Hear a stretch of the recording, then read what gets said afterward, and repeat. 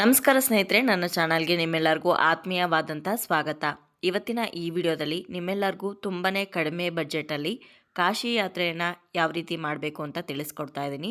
ಕಾಶಿಯನ್ನು ಸುಲಭವಾಗಿ ಹಾಗೆ ಕಡಿಮೆ ಬಜೆಟಲ್ಲಿ ತಲುಪೋದು ಹೇಗೆ, ಎಲ್ಲಿ ಉಳ್ಕೊಳ್ಬೇಕು, ಹಾಗೆ ಕಾಶಿಯ ಅಕ್ಕಪಕ್ಕದಲ್ಲಿ ನೋಡಲೇಬೇಕಾದಂತಹ ಸ್ಥಳಗಳು ಯಾವ್ದ್ಯಾವುದು, ಕಾಶಿಯಲ್ಲಿ ನೀವು ಟ್ರೈ ಮಾಡಲೇಬೇಕಾದಂಥ ತಿಂಡಿ ತಿನಿಸುಗಳು ಯಾವ್ದ್ಯಾವುದು, ಶಾಪಿಂಗ್ ಏನೆಲ್ಲ ಮಾಡ್ಬೋದು, ಹಾಗೆ ಯಾವುದ್ರ ಬಗ್ಗೆ ನೀವು ಎಚ್ಚರ ವಹಿಸಬೇಕು, ಎಲ್ಲದ್ರ ಬಗ್ಗೆ A to Z ಇನ್ಫಾರ್ಮೇಷನ್ನ ಈ ವಿಡಿಯೋದಲ್ಲಿ ನಾನು ನಿಮಗೆ ತಿಳಿಸ್ಕೊಡ್ತೀನಿ.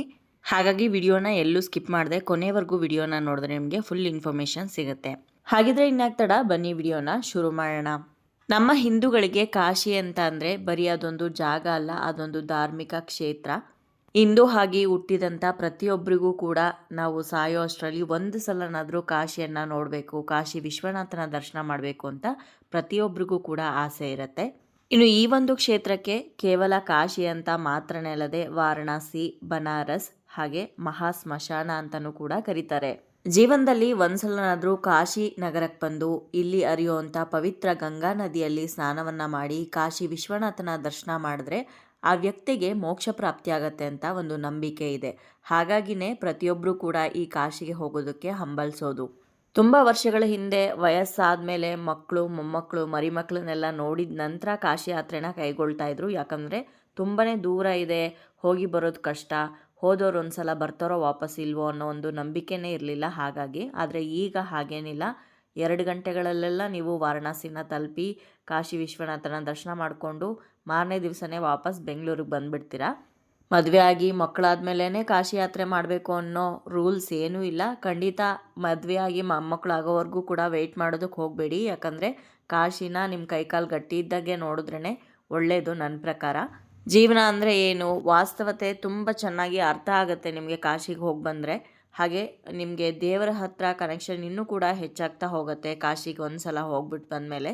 ಇನ್ನು ಕಾಶಿಲೇ ಬಂದು ಯಾರಾದರೂ ಸತ್ತರೆ ಅಂಥವ್ರು ನೇರವಾಗಿ ಸ್ವರ್ಗಕ್ಕೆ ಹೋಗ್ತಾರೆ ಅಂತ ಒಂದು ನಂಬಿಕೆ ಇದೆ. ಜೊತೆಗೆ ಯಾರು ಕಾಶಿಯಲ್ಲಿ ಸಾಯ್ತಾರೋ ಅಂಥವರ ಕಿವಿಯಲ್ಲಿ ಸ್ವತಃ ಶಿವ ಬಂದು ಸತ್ತವರ ಕಿವಿಯಲ್ಲಿ ಮೋಕ್ಷದ ಮಂತ್ರವನ್ನು ಹೇಳ್ತಾನೆ ಅಂತ ಒಂದು ನಂಬಿಕೆ ಕೂಡ ಇದೆ. ಹಾಗಾಗಿ ತುಂಬ ವಯಸ್ಸಾದಂಥವರು ಕೆಲವರು ಕಾಶಿಗೆ ಹೋಗಿ ಅಲ್ಲೇ ಇದ್ದು ತಮ್ಮ ಕೊನೆಯ ಕ್ಷಣಗಳನ್ನು ಕಳೆಯೋದಕ್ಕೆ ಬಯಸ್ತಾರೆ. ಹಾಗೆ ಯಾರು ಈ ಕಾಶಿ ಕ್ಷೇತ್ರದಲ್ಲಿ ಮರಣವನ್ನು ಹೊಂತಾರೋ ಅಥವಾ ಅವರ ಪಿತೃ ಕಾರ್ಯಗಳನ್ನು ಈ ಕ್ಷೇತ್ರದಲ್ಲಿ ನಡೆಸಲಾಗುತ್ತೋ ಅಂಥವರಿಗೆ ಪುನರ್ಜನ್ಮ ಅಥವಾ ಮರುಜನ್ಮ ಅನ್ನೋದು ಇರೋದಿಲ್ಲ ಅಂತ ಹೇಳ್ತಾರೆ. ಈ ಜನ್ಮಗಳಲ್ಲೇ ಕೊನೆ ಜನ್ಮ ಅಂತಂದರೆ ಅದು ಮಾನವ ಜನ್ಮ. ಮಾನವನಾಗಿ ನಾವು ಹುಟ್ಟಿದ ಮೇಲೆ 7 ಜನ್ಮಗಳಿರುತ್ತೆ. ಒಂದ್ಸಲ ನಾವು ಸಾವನ್ನಪ್ಪದ ಮೇಲೆ ಮತ್ತೆ ನಮ್ಮ ಆತ್ಮ ಇನ್ನೊಂದು ಜೀವವನ್ನು ಪಡ್ಕೊಂಡು ಮರುಜನ್ಮ ಅನ್ನೋದು, ಪುನರ್ಜನ್ಮ ಅನ್ನೋದು ಏನಿರುತ್ತೆ ಆ ರೀತಿ ಈ ಕಾಶಿ ಕ್ಷೇತ್ರದಲ್ಲಿ ಸತ್ತವರಿಗೆ ಇರೋದಿಲ್ಲ ಅಂತ ಹೇಳ್ತಾರೆ. ಬನ್ನಿ ಹಾಗಿದ್ರೆ ಮೊದಲಿಗೆ ಶಿವನ ಊರಾದಂತಹ ಕಾಶಿಗೆ ತಲುಪೋದು ಹೇಗೆ ಅಂತ ತಿಳ್ಕೊಳ್ಳೋಣ. ನಿಮಗೆ 2 ಆಪ್ಷನ್ ಇದೆ ಕಾಶಿಯನ್ನು ತಲುಪೋದಕ್ಕೆ, ಒಂದು ಟ್ರೈನಲ್ಲಿ ಹಾಗೆ ಒಂದು ಫ್ಲೈಟಲ್ಲಿ. ಬಜೆಟಲ್ಲಿ ಟ್ರಾವೆಲ್ ಮಾಡ್ತೀರಾ ಅಂತ ಅಂದರೆ ಟ್ರೈನ್ ಈಸ್ ಬೆಸ್ಟ್ ಅಂತ ಹೇಳ್ಬೋದು. ಯಾಕಂದರೆ ತುಂಬ ಕಡಿಮೆ ಬಜೆಟಲ್ಲಿ ನೀವು ವಾರಣಾಸಿಯನ್ನು ತಲುಪ್ಬೋದು. ಬೆಂಗಳೂರಿಂದ ಅಂದರೆ ಯಶವಂತಪುರ ಅಥವಾ ಮೆಜೆಸ್ಟಿಕ್ಕಿಂದ ಹೊರಡೋವಂಥ ಟ್ರೈನ್ಗಳು ಒಂದು 4-5 ಟ್ರೈನ್ಗಳಿದೆ. ವೀಕ್ಲಿ ಟ್ರೈನ್ಗಳು ಕೂಡ ಇದೆ, ಹಾಗೆ ಡೈಲಿ ಟ್ರೈನ್ಗಳು ಕೂಡ ಇದೆ. ನಾನು ಆ ಟ್ರೈನ್ಗಳ ಡೀಟೇಲ್ಸು ಹಾಗೆ ಟ್ರೈನ್ ನಂಬರ್ಸ್ನೆಲ್ಲ ಸ್ಕ್ರೀನ್ ಮೇಲೆ ಹಾಕಿರ್ತೀನಿ. ನೀವು ಚೆಕ್ ಮಾಡಿ ಟಿಕೆಟ್ನ ಬುಕ್ ಮಾಡಿಕೊಂಡು ಆನಂತರ ನೀವು ಕಾಶಿಗೆ ಹೊರಡ್ಬೋದು. ಬೆಂಗಳೂರಿಂದ ನಿಮಗೆ ಕಾಶಿಯನ್ನು ತಲುಪೋದಕ್ಕೆ ಸುಮಾರು 40 ಗಂಟೆಗಳ ಟ್ರೈನ್ ಪ್ರಯಾಣವನ್ನು ನೀವು ಮಾಡಬೇಕಾಗತ್ತೆ. ಹಾಗಾಗಿ ಆದಷ್ಟು ನೀವು ಸ್ಲೀಪರ್ ಕೋಚನ್ನು ಅಥವಾ AC ಕೋಚ್ಗಳನ್ನು ಟ್ರೈನಲ್ಲಿ ಬುಕ್ ಮಾಡ್ಕೊಂಡು ಹೋದರೆ ಒಳ್ಳೆಯದು. ಸುಮಾರು 1.5-2 ದಿನಗಳ ಕಾಲ ನೀವು ಟ್ರೈನಲ್ಲೇ ಪ್ರಯಾಣವನ್ನು ಮಾಡಬೇಕಾಗತ್ತೆ ಒಂದು ಸೈಡು. 1 ಅಥವಾ 2 ತಿಂಗಳು ಮುಂಚೆನೇ ನೀವು ಟ್ರೈನ್ ಟಿಕೆಟ್ಸ್ನ ಬುಕ್ ಮಾಡಿಕೊಂಡ್ರೆ ನಿಮಗೆ ಯಾವ ಸೀಟ್ ಬೇಕೋ ಅದನ್ನು ನೀವು ಸೆಲೆಕ್ಟ್ ಮಾಡ್ಕೋಬೋದು. ಟ್ರೈನ್ ಟಿಕೆಟ್ ಪ್ರೈಸ್ ಬಗ್ಗೆ ಹೇಳೋದಾದರೆ ನೀವು ಸ್ಲೀಪರ್ ಸೆಲೆಕ್ಟ್ ಮಾಡ್ಕೊತೀರೋ ಅಥವಾ AC ಕೋಚ್ ಸೆಲೆಕ್ಟ್ ಮಾಡ್ಕೊತೀರೋ ಅದ್ರ ಮೇಲೆ ಟಿಕೆಟ್ ಪ್ರೈಸ್ ಡಿಸೈಡ್ ಆಗುತ್ತೆ. ಸ್ಲೀಪರಲ್ಲಿ ಸ್ವಲ್ಪ ಕಡಿಮೆ ಆಗುತ್ತೆ, ಹಾಗೆ AC ಕೋಚಲ್ಲಿ ಸ್ವಲ್ಪ ಜಾಸ್ತಿ ಆಗ್ಬೋದು. 3rd AC, 2 AC, first AC ಅಂತ ಇರುತ್ತೆ. 3rd ACಲಿ ಕಡಿಮೆ ಇರುತ್ತೆ, 2nd ACಲಿ ಸ್ವಲ್ಪ ಜಾಸ್ತಿ ಇರುತ್ತೆ. ಆ ರೀತಿ ಸ್ಲೀಪರ್ ಅಥವಾ 3rd ACಲಿ ನೀವು ಹೋಗ್ತೀರಾ ಅಂತ ಅಂದರೆ 1,000ದಿಂದ 2,000 ಒಳಗಡೆನೆ ನಿಮಗೆ ಟ್ರೈನ್ ಟಿಕೆಟ್ ಆಗೋಗುತ್ತೆ ಒಂದು ಸೈಡು. ಟ್ರೈನಲ್ಲಿ ತುಂಬ ಲಾಂಗ್ ಜರ್ನಿ ಆಗುತ್ತೆ, ಅಷ್ಟೆಲ್ಲ ಟೈಮ್ ಇಲ್ಲ ನಮಗೆ. ಬೇಗ ಹೋಗಿ ಬೇಗ ಬರಬೇಕು ಅಂದರೆ ಫ್ಲೈಟ್ ಈಸ್ ಬೆಸ್ಟ್ ಅಂತ ಹೇಳ್ಬೋದು. ಆದರೆ ಆಬ್ವಿಯಸ್ಲಿ ಫ್ಲೈಟ್ ಅಂತ ಅಂದಮೇಲೆ ಪ್ರೈಸು ಕೂಡ ಸ್ವಲ್ಪ ಜಾಸ್ತಿ ಆಗುತ್ತೆ. ಬೆಂಗಳೂರು ಇಂಟರ್ನ್ಯಾಷನಲ್ ಏರ್ಪೋರ್ಟಿಂದ ವಾರಣಾಸಿಗೆ ಡೈರೆಕ್ಟ್ ಫ್ಲೈಟ್ಗಳು ಅವೈಲಬಲ್ ಇರುತ್ತೆ. ಆ ಫ್ಲೈಟ್‌ನೂ ಕೂಡ ನೀವು ಮುಂಚೆನೇ ಅಂದರೆ 1 ತಿಂಗಳು ಅಥವಾ 2 ತಿಂಗಳು ಮುಂಚೆನೇ ಬುಕ್ ಮಾಡಿಕೊಂಡ್ರೆ ಕಡಿಮೆ ಬೆಲೆಗೇನೆ ನಿಮಗೆ ಸಿಗುತ್ತೆ. 5,000ದಿಂದ ಶುರುವಾಗಿ 10,000 ಒಳಗಡೆ ನಿಮಗೆ ಒನ್ ಸೈಡ್ ಫ್ಲೈಟ್ ಚಾರ್ಜ್ ಆಗುತ್ತೆ. ಎಷ್ಟು ದಿನಗಳ ಮುಂಚೆ ಬುಕ್ ಮಾಡ್ತೀರಾ, ಹಾಗೆ ಯಾವ ಸೀಟನ್ನು ಬುಕ್ ಮಾಡ್ತೀರಾ, ಯಾವ ಏರ್ಲೈನ್ಸಲ್ಲಿ ಬುಕ್ ಮಾಡ್ತೀರಾ, ಯಾವ ಸಮಯದಲ್ಲಿ ಬುಕ್ ಮಾಡ್ತೀರಾ ಅನ್ನೋದ್ರ ಮೇಲೆ ಫ್ಲೈಟ್ ಚಾರ್ಜಸ್ ವೇರಿ ಆಗುತ್ತೆ. ನೀವು ಕಡಿಮೆ ಬಜೆಟನ್ನು ನೋಡಿ ಬುಕ್ ಮಾಡ್ಕೊಬೋದು. ಇನ್ನು ಫ್ಲೈಟಲ್ಲಿ ಏನಾದರೂ ನೀವು ಕಾಶಿಗೆ ಹೋಗ್ತಾ ಇದ್ದೀರಾ ಅಂತಂದರೆ ತುಂಬಾ ಸುಲಭ. ಯಾಕಂದರೆ 2 ಅವರಲ್ಲಿ ನೀವು ಕಾಶಿಯನ್ನು ತಲುಪಿರ್ತೀರ. ಏರ್ಪೋರ್ಟನ್ನು ಇಳಿದಿದ ತಕ್ಷಣ ಅಲ್ಲಿ ಟ್ಯಾಕ್ಸಿಗಳಿರುತ್ತೆ. ಟ್ಯಾಕ್ಸಿ ಬುಕ್ ಮಾಡಿಕೊಂಡು ನೀವು ನಿಮ್ಮ ಹೋಟೆಲನ್ನು ತಲುಪ್ಬೋದು. ಟ್ರೈನಲ್ಲೋ ಫ್ಲೈಟಲ್ಲೋ ಯಾವುದಾದ್ರೂ ಒಂದರಲ್ಲಿ ಕಾಶಿನ ತಲುಪಿದ್ದಾದಮೇಲೆ ಅಲ್ಲಿ ಉಳ್ಕೊಳ್ಳೋದೆಲ್ಲಿ, ರೂಮ್ಸ್ ಎಲ್ಲಿ ನಿಮಗೆ ಕಡಿಮೆಗೆ ಸಿಗುತ್ತೆ ಅಂತ ಕೇಳೋದಾದರೆ, ಒಂದು ಟೂರಿಸ್ಟ್ ಪ್ಲೇಸ್ ಅಂತಂದರೆ ಅಲ್ಲಿ ಲೋ ಬಜೆಟಿಂದ ಹಿಡಿದು ಲಕ್ಸುರಿಯಸ್ ಆಗಿರೋಂಥ ರೂಮ್ಸ್ಗಳು, ಹೋಟೆಲ್ಗಳು ಎಲ್ಲ ಕಡೆನೂ ಕೂಡ ಅವೈಲಬಲ್ ಇರುತ್ತೆ. ಸೇಮ್ ಅದೇ ರೀತಿ ವಾರಣಾಸಿಯಲ್ಲೂ ಕೂಡ ಎಲ್ಲ ಬಜೆಟಿನ ರೂಮ್ಸ್ಗಳು ಕೂಡ ನಿಮಗೆ ಅವೈಲಬಲ್ ಇರುತ್ತೆ. ಜೊತೆಗೆ ಈ ಕಾಶಿಯಲ್ಲಿ ವಿಶೇಷವಾಗಿ ಮಠಗಳು ಸಿಗುತ್ತೆ ತುಂಬ ಕಡಿಮೆ ಬೆಲೆಗೆ. ವಿತ್ 3 ಹೊತ್ತು ಊಟನೂ ಕೂಡ ನಿಮಗೆ ಫ್ರೀಯಾಗಿ ಸಿಗುತ್ತೆ ಮಠಗಳಲ್ಲಿ. ಆದರೆ ನೀವು ಲಕ್ಸುರಿನೆಲ್ಲ ಎಕ್ಸ್ಪೆಕ್ಟ್ ಮಾಡೋದಕ್ಕಾಗಲ್ಲ ಮಠಗಳಲ್ಲಿ. ಹಾಗೆ ಕ್ಲೀನು ಅಷ್ಟೊಂದು ಚೆನ್ನಾಗಿರುತ್ತೆ ಅಂತಲೂ ಕೂಡ ಹೇಳೋದಕ್ಕಾಗಲ್ಲ. ನಾವು ಕಾಶಿಗೆ ಹೋದಾಗ ನಾವು ಕೂಡ ಮಠದಲ್ಲೇ ಸ್ಟೇ ಆಗಿದ್ದಿದ್ದು. 3 ಹೊತ್ತು ಊಟ ಫ್ರೀಯಾಗೇ ಇತ್ತು. ಹಾಗೆ ರೂಮ್ ಕಾಸ್ಟ್ ಬಂದು 2000 ರುಪೀಸ್ ಆಗಿತ್ತು ಪರ್ ಡೇ. ಆದರೆ ಇದಕ್ಕಿಂತ ಇನ್ನೂ ಕಡಿಮೆ ಬೆಲೆಗೆ ಮಠಗಳು ನಿಮಗೆ ಖಂಡಿತ ಸಿಗುತ್ತೆ. ಇನ್ನು ಕಾಶಿಯಲ್ಲಿ ಒಂದೊಂದು ಪಂಗಡದವರಿಗೆ ಒಂದೊಂದು ಮಠಗಳು ಕೂಡ ಇರುತ್ತೆ. ಅಂದರೆ ಇವಾಗ ಬ್ರಾಹ್ಮಿಣ್ಸ್ಗೆ ಸಪ್ರೇಟ್ ಆಗಿರುವಂಥ ಮಠಗಳು, ಆ ರೀತಿ ನಿಮಗೆ ಆ ಥರದ್ದೇ ಮಠಗಳು ಬೇಕು ಅಂತಂದರೆ ನೀವು ಅದನ್ನೇ ಗೂಗಲಲ್ಲಿ ಸರ್ಚ್ ಮಾಡಿ ನೀವು ಹೋಗ್ಬೋದು. ಇನ್ನು ಕರ್ನಾಟಕದಿಂದ ಹೋಗೋರಿಗೆ ತುಂಬಾ ಒಳ್ಳೆ ಒಂದು ಮಠನ ನಾನು ಸಜೆಸ್ಟ್ ಮಾಡ್ತಾ ಇದ್ದೀನಿ. ತುಂಬ ಒಳ್ಳೆ ರಿವ್ಯೂ ಇದೆ, ಜಂಗಮವಾಡಿ ಮಠ ಅಂತ. ಈ ಮಠದಲ್ಲಿ 100 ರೂಪಾಯಿಂದ ಹಿಡಿದು ನಿಮಗೆ 1000 ರೂಪಾಯಿ, 1500 ರೂಪಾಯಿವರೆಗೂ ಕೂಡ ರೂಮ್ಸ್ಗಳು ಅವೈಲಬಲ್ ಇರುತ್ತೆ. 100 ರೂಪಾಯಿ ಅಂತಂದರೆ ಹಾಲಲ್ಲಿ ನೀವು ಮಲ್ಕೊಳ್ಳೋದಕ್ಕೆ ಮಾತ್ರ ವ್ಯವಸ್ಥೆ ಇರುತ್ತೆ, ಸಪ್ರೇಟ್ ರೂಮ್ ಅಂತ ಕೊಡೋದಿಲ್ಲ. 300 ರೂಪಾಯಿಗೆ ನಿಮಗೆ ಬೆಡ್ ಇರೋವಂಥ ರೂಮ್ ಸಿಗುತ್ತೆ. ಜೊತೆಗೆ 3 ಟೈಮ್ ಊಟ ಕೂಡ ಫ್ರೀಯಾಗಿ ಇರುತ್ತೆ ನಿಮಗೆ. ಹಾಗೇನಾದರೂ ನೀವು ವಾಪಸ್ ಚೆಕ್ಔಟ್ ಮಾಡುವಾಗ ಅನ್ನದಾನಕ್ಕೆ ಏನಾದರೂ ಕೊಡಬೇಕು ಅಂತಂದರೆ ನಿಮಗೆ ಕೊಟ್ಬಿಟ್ಟು ಬರ್ಬೋದು, ನಿಮ್ಮ ಇಷ್ಟಕ್ಕೆ ಬಿಟ್ಟಿರೋದದು. ಇನ್ನು ಈ ಜಂಗಮವಾಡಿ ಮಠ ಏನಿದೆ ಇದು ದೇವಸ್ಥಾನಕ್ಕೆ ತುಂಬಾ ಹತ್ತಿರದಲ್ಲಿದೆ, ನಡ್ಕೊಂಡು ಹೋಗ್ಬೋದು. ಆದಷ್ಟು ನೀವು ಕಾಶಿಯಲ್ಲಿ ರೂಮನ್ನು ಬುಕ್ ಮಾಡ್ಕೊತೀರಾ ಅಂತಂದರೆ ದೇವಸ್ಥಾನದ ಹತ್ರನೇ ಬುಕ್ ಮಾಡಿಕೊಂಡ್ರೆ ಒಳ್ಳೆಯದು. ಯಾಕಂದರೆ ದೇವಸ್ಥಾನದ ಹತ್ತಿರಕ್ಕೇ ಆಟೋಗಳಾಗಿರ್ಬೋದು ಅಥವಾ ಬೇರೆ ಯಾವುದೇ ವೆಹಿಕಲ್ಸ್ನ ಅಲೋ ಮಾಡೋದಿಲ್ಲ. ಹಾಗಾಗಿ ಸಾಕಷ್ಟು ನಡಿಬೇಕಾಗುತ್ತೆ. ಚಿಕ್ಕ ಚಿಕ್ಕ ಓಣಿಗಳಿರುತ್ತೆ, ಚಿಕ್ಕ ಚಿಕ್ಕ ಗಲ್ಲಿಗಳಿರುತ್ತೆ. ಅಲ್ಲೆಲ್ಲ ನಿಮಗೆ ಓನ್ ವೆಹಿಕಲ್ಸ್ನ ಅಲೋ ಮಾಡೋದಿಲ್ಲ, ಆಟೋಗಳನ್ನೂ ಕೂಡ ಅಲೋ ಮಾಡೋದಿಲ್ಲ. ಹಾಗಾಗಿ ಆದಷ್ಟು ದೇವಸ್ಥಾನದ ಹತ್ರನೇ ನೀವು ರೂಮ್ ಮಾಡಿಕೊಂಡ್ರೆ ಒಳ್ಳೆಯದು. ಇಲ್ಲಾಂದರೆ ಸುಮ್ಮನೆ ಆಟೋ ಚಾರ್ಜನೇ ಸಿಕ್ಕಾಪಟ್ಟೆ ಜಾಸ್ತಿ ಆಗೋಗುತ್ತೆ. ಇನ್ನು ಈ ಮಠಗಳಲ್ಲದೆ ಬೇರೆ ರೂಮ್ಸ್ಗಳು ಕೂಡ ತುಂಬಾ ಇರುತ್ತೆ. ನಾವು ಸ್ವಲ್ಪ ಸರ್ಚ್ ಮಾಡಬೇಕು. ಆನ್ಲೈನಲ್ಲೂ ಕೂಡ ನೀವು ಬುಕ್ ಮಾಡ್ಕೊಂಡು ಬರ್ಬೋದು. 1500ದಿಂದ 2000 ಒಳಗಡೆ ಒಳ್ಳೆ ರೂಮ್ ಸಿಗುತ್ತೆ. ಬನ್ನಿ ಇವಾಗ ಕಾಶಿ ವಿಶ್ವನಾಥನ ದರ್ಶನ ಮಾಡೋದಕ್ಕೆ ಹೋಗೋಣ. ಕಾಶಿ ಶಿವನಿಗೆ ಅತ್ಯಂತ ಪ್ರಿಯವಾದಂತಹ ನಗರ.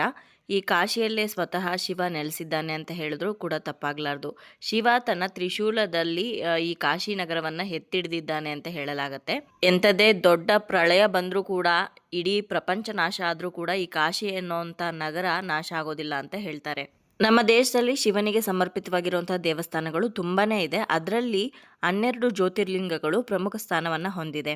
ಈ 12 ಜ್ಯೋತಿರ್ಲಿಂಗಗಳಲ್ಲಿ ಪ್ರಮುಖ ಸ್ಥಾನವನ್ನು ಹೊಂದಿರುವಂಥ ಈ ಕಾಶಿ ವಿಶ್ವನಾಥನ ದೇವಸ್ಥಾನವೂ ಕೂಡ ಒಂದು ಅಂತ ಹೇಳ್ಬೋದು. ದೇಶದ ಮೂಲೆ ಮೂಲೆಯಿಂದನೂ ಕೂಡ ಸಾಕಷ್ಟು ಜನರು ಇಲ್ಲಿ ವಿಶ್ವನಾಥನ ದರ್ಶನ ಮಾಡೋದಕ್ಕೆ ಅಂತ ಬರ್ತಾರೆ. ಇಲ್ಲಿ ಇನ್ನೊಂದೇನು ವಿಶೇಷ ಅಂತಂದರೆ ಜ್ಯೋತಿರ್ಲಿಂಗದ ಜೊತೆಗೆ ಶಕ್ತಿಪೀಠವೂ ಕೂಡ ಈ ಕಾಶಿಯಲ್ಲಿದೆ. ಕಾಶಿ ವಿಶ್ವನಾಥನ ಜೊತೆ ವಿಶಾಲಾಕ್ಷಿ ದೇವಿಯನ್ನು ಕೂಡ ನಾವಿಲ್ಲಿ ನೋಡ್ಬೋದು. ಸತೀ ದೇವಿಯ ಕಿವಿ ಓಲೆ ಬಿದ್ದಂಥ ಜಾಗ ಈ ಜಾಗ, ಅದನ್ನು ಶಕ್ತಿಪೀಠ ಅಂತ ಕರೀತಾರೆ. ಸೇಮ್ ಇದೇ ರೀತಿ ಜ್ಯೋತಿರ್ಲಿಂಗ ಹಾಗೆ ಶಕ್ತಿಪೀಠಗಳು ಹೊಂದಿರುವಂಥ ಕ್ಷೇತ್ರಗಳು ಯಾವ್ದ್ಯಾವುದು ಅಂತಂದರೆ, ಒಂದು ಉಜ್ಜಯಿನಿ, ಇಲ್ಲಿ ಮಹಾಕಾಳೇಶ್ವರ್ ಜ್ಯೋತಿರ್ಲಿಂಗದ ಜೊತೆ ಅರ್ಸಿದ್ಧಿ ಮಾತಾ ಶಕ್ತಿಪೀಠವನ್ನು ಕೂಡ ನೀವು ನೋಡ್ಬೋದು. ಇದು ಮಧ್ಯಪ್ರದೇಶದಲ್ಲಿದೆ. ಮತ್ತೊಂದು ಇದೇ ರೀತಿ ಇರೋವಂಥದ್ದು ಅಂದರೆ ಶ್ರೀಶೈಲದಲ್ಲಿ ಮಲ್ಲಿಕಾರ್ಜುನ ಜ್ಯೋತಿರ್ಲಿಂಗವನ್ನು ಕೂಡ ನೀವು ನೋಡ್ಬೋದು. ಹಾಗೆ ಅದೇ ಒಂದು ದೇವಸ್ಥಾನದ ಪ್ರಾಂಗಣದಲ್ಲೇ ಭ್ರಮರಾಂಬಿಕಾ ಅಮ್ಮನವರ ಶಕ್ತಿಪೀಠವನ್ನು ಕೂಡ ನೀವು ನೋಡ್ಬೋದು. ಇನ್ನು ಇವಾಗ ಕಾಶಿ ವಿಶ್ವನಾಥನ ದೇವಸ್ಥಾನದ ಟೈಮಿಂಗ್ಸ್ ಬಗ್ಗೆ ತಿಳ್ಕೊಳ್ಳೋಣ. ದೇವಸ್ಥಾನವನ್ನು ಬೆಳಗಿನ ಜಾವ 3 ಗಂಟೆಗೆ ಓಪನ್ ಮಾಡ್ತಾರೆ. ಆದರೆ 3 ಗಂಟೆಯಿಂದ 4 ಗಂಟೆವರೆಗೂ ಮಂಗಳಾರತಿ ನಡೀತಾ ಇರುತ್ತೆ. ಈ ಟೈಮಲ್ಲಿ ದರ್ಶನಕ್ಕೆ ಬಿಡೋದಿಲ್ಲ. 4 ಗಂಟೆಯಿಂದ ದರ್ಶನ ಶುರುವಾದರೆ ಇನ್ನು ರಾತ್ರಿ ನಿಮಗೆ 11 ಗಂಟೆವರೆಗೂ ಕೂಡ ಕಾಶಿ ವಿಶ್ವನಾಥನ ದೇವಸ್ಥಾನದಲ್ಲಿ ದರ್ಶನ ಇರುತ್ತೆ. ಇನ್ನು ಜ್ಯೋತಿರ್ಲಿಂಗಗಳು ಅಂತಂದರೆ ಸಾಮಾನ್ಯವಾಗಿ ಸ್ಪರ್ಶ ದರ್ಶನಗಳಿರುತ್ತೆ. ಕೆಲವೊಂದು ಜ್ಯೋತಿರ್ಲಿಂಗಗಳಲ್ಲಿ ಕಾಶಿ ವಿಶ್ವನಾಥನ ದೇವಸ್ಥಾನದಲ್ಲೂ ಕೂಡ ಸ್ಪರ್ಶ ದರ್ಶನ ಇದೆ. ಅದಕ್ಕೂ ಟೈಮಿಂಗ್ಸ್ ಇದೆ. ಬೇರೆ ಎಲ್ಲ ಟೈಮಲ್ಲೂ ಕೂಡ ಸ್ಪರ್ಶ ದರ್ಶನಕ್ಕೆ ಬಿಡೋದಿಲ್ಲ. ಬೆಳಗಿನ ಜಾವ 4 ಗಂಟೆಯಿಂದ 5 ಗಂಟೆವರೆಗೂ ಮಂಗಳಾರತಿ ಆದಮೇಲೆ ಸ್ಪರ್ಶ ದರ್ಶನಕ್ಕೆ ಬಿಡ್ತಾರೆ. ಅದಾದಮೇಲೆ ಸಂಜೆ 4 ಗಂಟೆಯಿಂದ 5 ಗಂಟೆವರೆಗೂ ಕೂಡ ಸ್ಪರ್ಶ ದರ್ಶನ ಇರುತ್ತೆ. ಇನ್ನು ರಾತ್ರಿ 8 ಗಂಟೆಯಿಂದ 8:30ವರೆಗೂ ಕೂಡ ಸಪ್ತಋಷಿ ಆರತಿ ಆದ ನಂತರ ಅರ್ಧ ಗಂಟೆ ಸ್ಪರ್ಶ ದರ್ಶನಕ್ಕೆ ಟೈಮಿಂಗ್ಸ್ ಕೊಟ್ಟಿದ್ದಾರೆ. ಆ ಸಮಯದಲ್ಲಿ ಮಾತ್ರನೇ ಸ್ಪರ್ಶ ದರ್ಶನ ಇರುತ್ತೆ. ಬೇರೆ ಯಾವುದೇ ಸಮಯದಲ್ಲಿ ಸ್ಪರ್ಶ ದರ್ಶನ ಇರೋದಿಲ್ಲ. ಇನ್ನು ದೇವಸ್ಥಾನದಲ್ಲಿ ತುಂಬಾ ರಶ್ ಇರುತ್ತೆ. ನೀವೇನಾದರೂ ಬೇಗ ನಿಮಗೆ ದರ್ಶನ ಆಗಬೇಕು ಅಂದರೆ ಸಪ್ರೇಟ್ ಟಿಕೆಟ್ಗಳನ್ನ ತೊಗೋಬೇಕಾಗತ್ತೆ. 300 ರುಪೀಸ್ಗೆ ಸುಗಮ್ ದರ್ಶನ್ ಸಿಗುತ್ತೆ. ಇದನ್ನು ನೀವು ದೇವಸ್ಥಾನದ ಎಂಟ್ರಿ ಗೇಟ್ ಇರುತ್ತಲ್ಲ ಅಲ್ಲೇ ಹೋಗಿ ತೊಗೋಬೋದು. ನೀವು ಬೇರೆಯವ್ರನ್ನ ಕೇಳೋದಕ್ಕೆ ಹೋಗಬೇಡಿ. ಯಾಕಂದರೆ ತುಂಬ ಜನ ಪಂಡಿತ್ಗಳಿರ್ತಾರೆ. ಅವರೆಲ್ಲ ವಿಪರೀತ ರೇಟ್ ಹೇಳ್ತಾರೆ. 3000 4000 ಎಲ್ಲ ಚಾರ್ಜ್ ಮಾಡ್ತಾರೆ ಬೇಗ ಕರ್ಕೊಂಡೋಗಿ ದರ್ಶನ ಮಾಡಿಸ್ಕೊಂಬರ್ತೀವಿ ಅಂತ. ಇನ್ನು ಬೇರೆ ಬೇರೆ ಸೇವೆಗಳನ್ನ ಮಾಡಿಸ್ತೀರಾ ಅಥವಾ ರುದ್ರಾಭಿಷೇಕವನ್ನು ಮಾಡಿಸ್ತೀರಾ, ಸಪ್ತಋಷಿ ಆರತಿ ಮಂಗಳಾರತಿ ಇಲ್ಲೆಲ್ಲ ಪಾಲ್ಗೊಳ್ತೀರಾ ಅಂತಂದರೆ ಅದಕ್ಕೆಲ್ಲ ಸಪ್ರೇಟ್ ಚಾರ್ಜಸ್ ಇದೆ.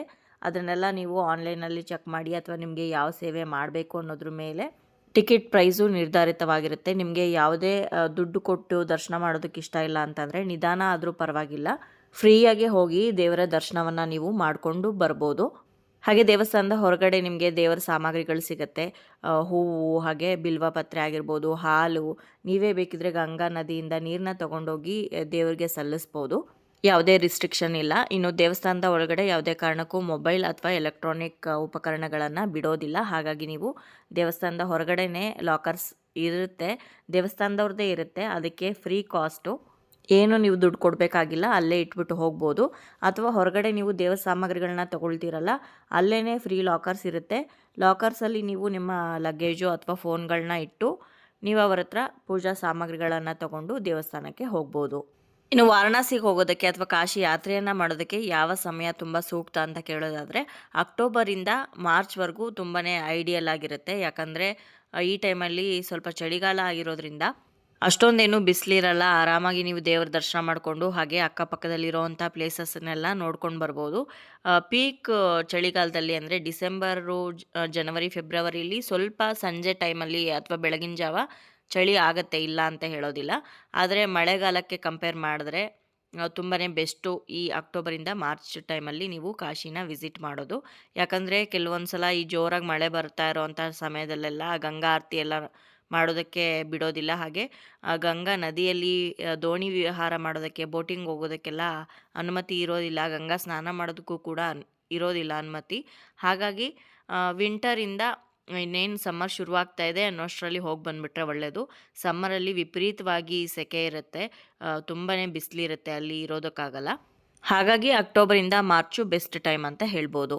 ಕಾಶಿಗೆ ಹೋಗಿ ಗಂಗಾ ಸ್ನಾನ ಮಾಡಿ ವಿಶ್ವನಾಥನ ದರ್ಶನ ಮಾಡಿದ್ಮೇಲೆ ಇನ್ನೊಂದು ಕೆಲಸ ಪ್ರಮುಖವಾದಂಥದ್ದು ಬಾಕಿ ಇರುತ್ತೆ. ಅದೇನೆಂದರೆ ಬೋಟಿಂಗ್ ಮಾಡ್ತಾ ಆ ಒಂದು ಘಾಟ್ಗಳನ್ನೆಲ್ಲ ವೀಕ್ಷಣೆ ಮಾಡ್ತಾ ಗಂಗಾ ಆರತಿ ನೋಡೋವಂಥದ್ದು. ಸುಮಾರು ಘಾಟ್ಗಳಿರುತ್ತೆ, ಅದನ್ನೆಲ್ಲ ಬೋಟಲ್ಲಿ ಕರ್ಕೊಂಡೋಗಿ ನಿಮಗೆ ತೋರಿಸ್ಕೊಂಡು ಬರ್ತಾರೆ.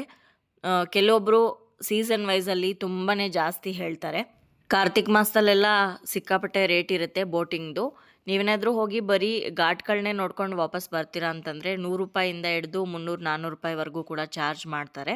ಅದೇ ನೀವೇನಾದರೂ ಬೋಟಲ್ಲೇ ಕೂತ್ಕೊಂಡು ಗಂಗಾ ಆರತಿಯನ್ನು ವೀಕ್ಷಣೆ ಮಾಡ್ತೀರಾ ಅಂತಂದರೆ 1000ದಿಂದ 1500, 2000ವರೆಗೂ ಕೂಡ ಚಾರ್ಜ್ ಮಾಡ್ತಾರೆ.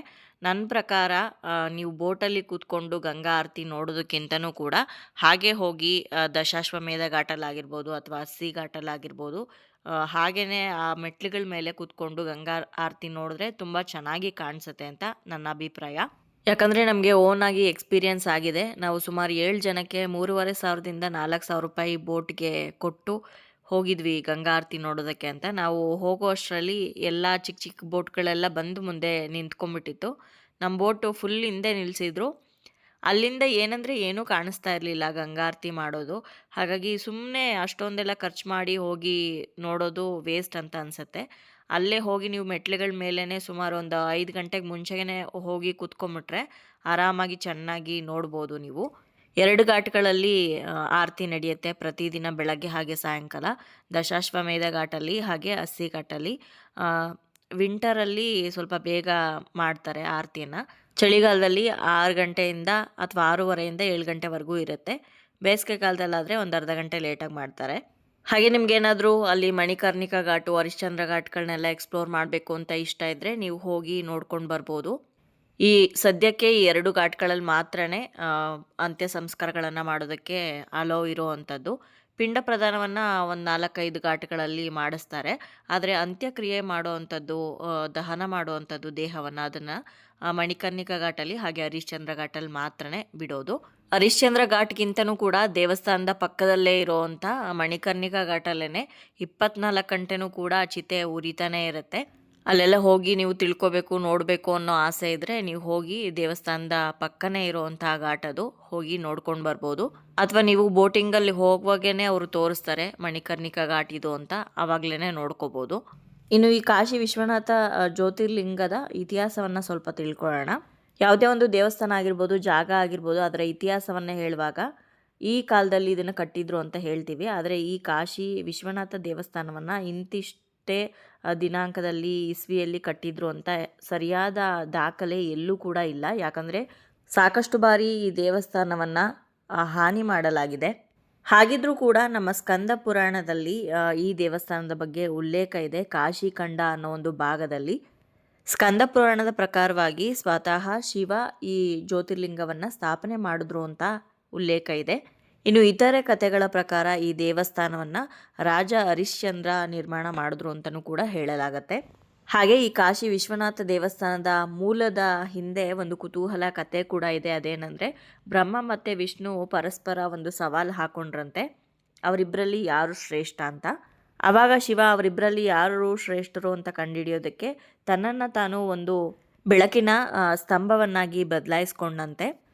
ಆ ಶಿವ ಬೆಳಕಿನ ಸ್ತಂಭವನ್ನಾಗಿ ಏನು ಬದಲಾಗಿದ್ನಲ್ಲ, ಆ ಸ್ತಂಭದ ಅಂತ್ಯವನ್ನು ಯಾರು ಕಂಡ್ಕೊಂಡು ಬರ್ತಾರೋ ಅವರೇ ಶ್ರೇಷ್ಠ ಅಂತ ಒಂದು ಸವಾಲನ್ನು ಶಿವ ಹಾಕ್ತಾನೆ ಬ್ರಹ್ಮ ಹಾಗೆ ವಿಷ್ಣುವಿಗಿಬ್ಬರಿಗೂ ಕೂಡ. ಅಂತ್ಯವನ್ನು ಹುಡುಕೋದಕ್ಕೆ ಅಂತ ಬ್ರಹ್ಮ ಹಾಗೆ ವಿಷ್ಣು ಇಬ್ಬರು ಕೂಡ ಹೊರಡ್ತಾರೆ. ವಿಷ್ಣುವಿಗೆ ಗೊತ್ತಾಗತ್ತೆ ಇದು ಅಂತ್ಯನೇ ಇಲ್ಲ, ಸುಮ್ಮನೆ ಶಿವ ನಮ್ಮನ್ನ ಆಟ ಆಡಿಸ್ತಾ ಇರೋದು ಅಂತ. ಆದರೆ ಬ್ರಹ್ಮ ನಾನೇ ಶ್ರೇಷ್ಠ ಅಂತ ನಿರೂಪಿಸ್ಕೊಳ್ಳೋದಕ್ಕೆ ಸುಳ್ಳು ಹೇಳ್ತಾನೆ. ಬ್ರಹ್ಮ ಸುಳ್ಳು ಹೇಳ್ತಾ ಇದ್ದಾನೆ ಅನ್ನೋದು ಶಿವನಿಗೆ ಗೊತ್ತಾಗುತ್ತೆ. ತುಂಬಾ ಕೋಪದಿಂದ ಬ್ರಹ್ಮನಿಗೆ ಶಾಪನೂ ಕೂಡ ಕೊಟ್ಬಿಡ್ತಾನೆ. ಅದೇನೆಂದರೆ, ಪ್ರಪಂಚದಲ್ಲಿ ಎಲ್ಲೂ ಕೂಡ ಬ್ರಹ್ಮನನ್ನು ಪೂಜೆ ಮಾಡಬಾರ್ದು ಅಂತ ಹೇಳಿ. ಈ ಪರೀಕ್ಷೆ ಆದ ನಂತರ ಆ ಬೆಳಕಿನ ಕಂಬ ಏನಿತ್ತು ಅದನ್ನು 12 ವಿಭಿನ್ನ ಸ್ಥಳಗಳಲ್ಲಿ ಬೇರ್ಪಡಿಸ್ತಾರೆ. ಈ ಬೇರ್ಪಡಿಸಿದಂಥ ಬೆಳಕಿನ ಕಂಬಗಳೇನಿತ್ತು ಅವುಗಳನ್ನೇ ನಾವಿವತ್ತು ಜ್ಯೋತಿರ್ಲಿಂಗಗಳು ಅಂತ ಕರೆಯೋದು. 12 ಜ್ಯೋತಿರ್ಲಿಂಗಗಳು ನಮ್ಮ ಭಾರತದ ಹಲವೆಡೆ ಇದೆ. ಅದರಲ್ಲಿ ಪ್ರಮುಖವಾದಂತಹ ಜ್ಯೋತಿರ್ಲಿಂಗ ಅಂದರೆ ಅದು ಕಾಶಿ ವಿಶ್ವನಾಥನ ಜ್ಯೋತಿರ್ಲಿಂಗ. ಯಾಕಂದರೆ ಇದೇ ಜಾಗದಲ್ಲಿ ಬ್ರಹ್ಮ ಹಾಗೆ ವಿಷ್ಣುವಿಗೆ ಬೆಳಕಿನ ಕಂಬದ ರೀತಿಯಲ್ಲಿ ಶಿವ ಪ್ರತ್ಯಕ್ಷ ಆಗಿದ್ದು. ಈ ದೇವಸ್ಥಾನ ಶತಶತಮಾನಗಳ ಹಳೆಯದು ಅಂತ ಹೇಳ್ಬೋದು. ಯಾಕಂದರೆ ತುಂಬ ಬಾರಿ ನಾಶ ಆಗಿದೆ, ಮತ್ತೆ ಪುನರ್ನಿರ್ಮಾಣ ಆಗಿದೆ ಈ ದೇವಸ್ಥಾನ. ಮೂಲ ದೇವಸ್ಥಾನವನ್ನು ಕುತುಬುದ್ದೀನ್ ಐಬಕ್ ನಾಶ ಮಾಡಿದ್ರೆ, ಅನಂತರ ಮೊಘಲ್ ದೊರೆ ಔರಂಗಜೇಬ್ 17ನೇ ಶತಮಾನದಲ್ಲಿ ಈ ದೇವಸ್ಥಾನವನ್ನು ನೆಲಸಮ ಮಾಡ್ತಾನೆ. ದೇವಸ್ಥಾನವನ್ನು ನೆಲಸಮ ಮಾಡಿ ಅಲ್ಲಿ ಜ್ಞಾನವ್ಯಾಪಿ ಮಸೀದಿಯನ್ನು ಕಟ್ತಾರೆ. ಅದಾದಮೇಲೆ ಈಗ ಪ್ರಸ್ತುತ ಇರುವಂತಹ ದೇವಸ್ಥಾನವನ್ನು ಇಂದೋರ್ನ ರಾಣಿ ಅಹಲ್ಯಾಬಾಯಿ ಹೋಳ್ಕರ್ ಅವರು 18ನೇ ಶತಮಾನದಲ್ಲಿ ಮಸೀದಿ ಪಕ್ಕದಲ್ಲೇ ಮತ್ತೆ ಈ ಕಾಶಿ ವಿಶ್ವನಾಥನ ದೇವಸ್ಥಾನವನ್ನು ಪುನರ್ನಿರ್ಮಾಣ ಮಾಡ್ತಾರೆ.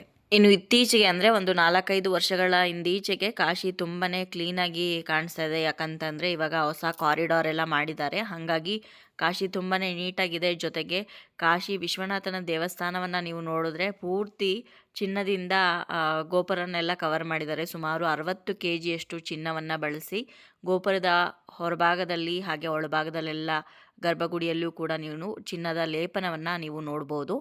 ಇದಿಷ್ಟು ಕಾಶಿ ವಿಶ್ವನಾಥ ದೇವಸ್ಥಾನದ ಇತಿಹಾಸ ಹಾಗೆ ಸ್ಥಳ ಪುರಾಣ ಆಗಿತ್ತು. ಇನ್ನು ಕಾಶಿಯಲ್ಲಿ ನಾವು ನೋಡಲೇಬೇಕಾದಂತಹ ಕೆಲವೊಂದು ದೇವಸ್ಥಾನಗಳಿವೆ, ಹಾಗೆ ಪ್ರೇಕ್ಷಣೀಯ ಸ್ಥಳಗಳಿವೆ. ಯಾವ್ಯಾವುದಕ್ಕೆ ನೀವು ತಪ್ಪದೆ ಹೋಗಬೇಕು ಅನ್ನೋದನ್ನು ಇವಾಗ ತಿಳ್ಕೊಳ್ಳೋಣ. ಮೊದಲನೇದಾಗಿ ಕಾಶಿ ವಿಶ್ವನಾಥನ ದರ್ಶನ ಮಾಡೋದಕ್ಕಿಂತನೂ ಮುಂಚೆ ಕಾಲಭೈರವನ ದರ್ಶನ ಮಾಡಬೇಕು ಅಂತ ಹೇಳ್ತಾರೆ. ಯಾಕಂದರೆ ಈ ಕಾಶಿಯನ್ನು ಕಾಯ್ತಾ ಇರೋದೇ ಕಾಶಿಯ ಕೊತ್ವಾಲ ಅಂತಲೂ ಹೇಳ್ತಾರೆ ಕಾಲಭೈರವನ ಬಗ್ಗೆ ಹೇಳಬೇಕು ಅಂತಂದರೆ ಸಪ್ರೇಟ್ ಆಗಿರೋವಂಥ ಒಂದು ವಿಡಿಯೋನೇ ಮಾಡಬೇಕಾಗತ್ತೆ. ಹಾಗಾಗಿ ನಾನು ಪೂರ್ತಿ ಕತೆ ವಿವರ ಏನೂ ಕೂಡ ಕೊಡ್ತಾ ಇಲ್ಲ. ಶಿವನ ಸ್ವರೂಪನೇ ಆಗಿರುವಂಥ ಕಾಲಭೈರವನ ದರ್ಶನ ಮೊದಲು ಮಾಡಿಕೊಂಡು ಅನಂತರ ಕಾಶಿ ವಿಶ್ವನಾಥನ ದರ್ಶನ ಮಾಡಬೇಕು ಅಂತ ಹೇಳ್ತಾರೆ. ಆದರೆ ಅನುಕೂಲಕ್ಕೆ ತಕ್ಕಂತೆ ನೀವು ಮೊದಲೇ ಮಾಡೋದಕ್ಕಾಗಲಿಲ್ಲ ಅಂದ್ರೂ ಕೂಡ ಕಾಶಿ ವಿಶ್ವನಾಥನ ದರ್ಶನ ಮಾಡಿ ಆನಂತರ ನೀವು ಕಾಲಭೈರವನ ದರ್ಶನ ಮಾಡ್ಬೋದು. ದೇವಸ್ಥಾನದಿಂದ ತುಂಬಾ ಹತ್ತಿರದಲ್ಲಿದೆ, ಒಂದು 3-4 ಕಿಲೋಮೀಟರ್. ಆಟೋದಲ್ಲಿ ಹೋಗಿ ನೀವು ದೇವ್ರ ದರ್ಶನ ಮಾಡ್ಕೊಂಡು ಬರ್ಬೋದು. ನೀವು ಆಟೋದವ್ರಿಗೆ ಮೊದಲೇ ಹೇಳಿ ಬುಕ್ ಮಾಡ್ಕೊಂಬಿಡಿ, ಇಷ್ಟು ಪ್ಲೇಸ್ನ ತೋರಿಸ್ಕೊಂಬರ್ಬೇಕು ಅಂತ.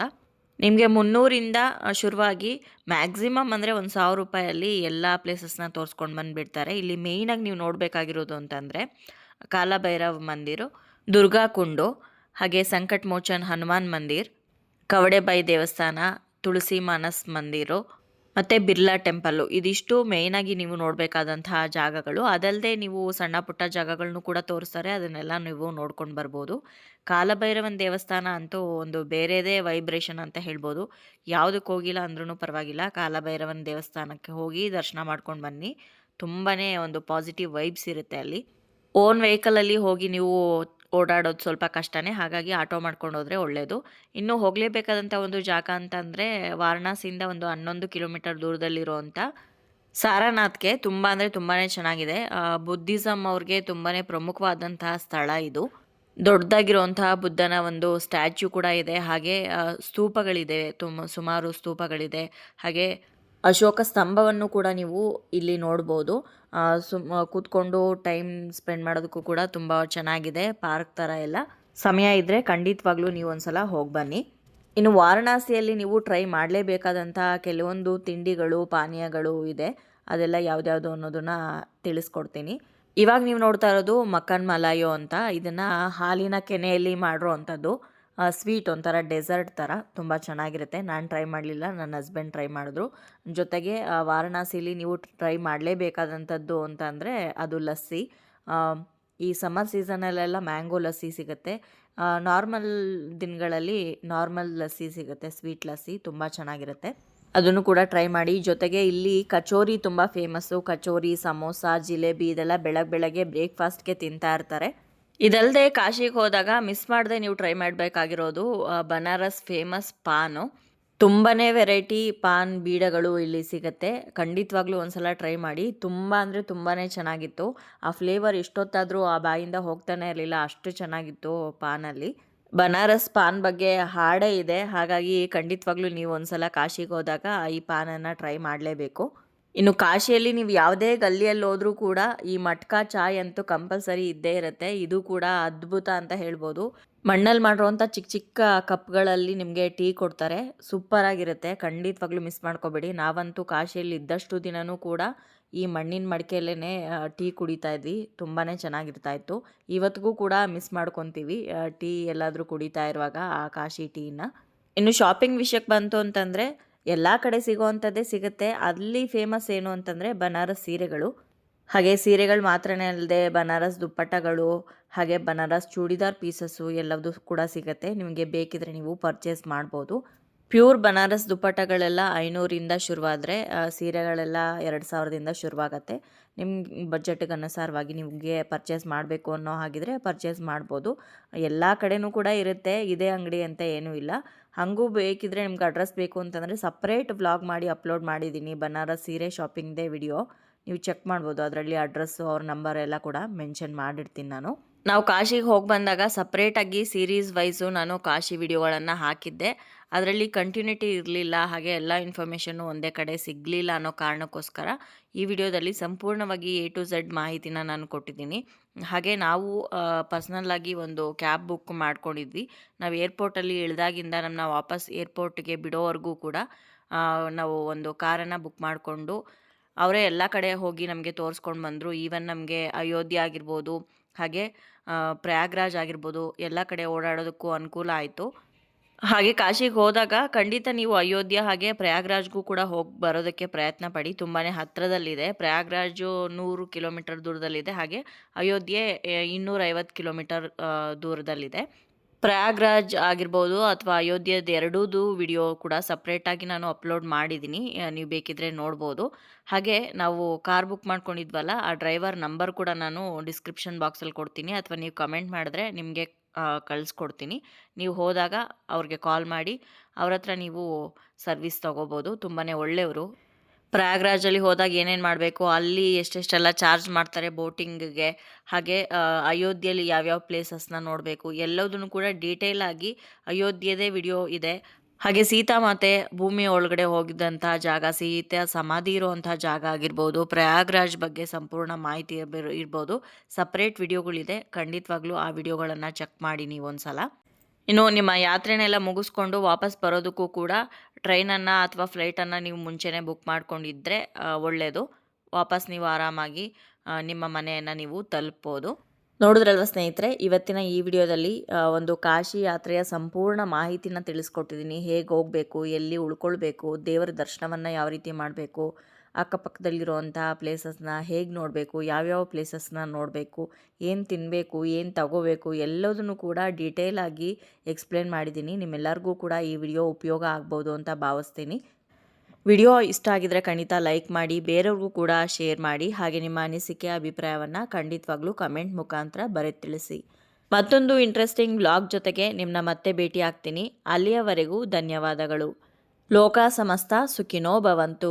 ಹರ ಹರ ಮಹಾದೇವ್.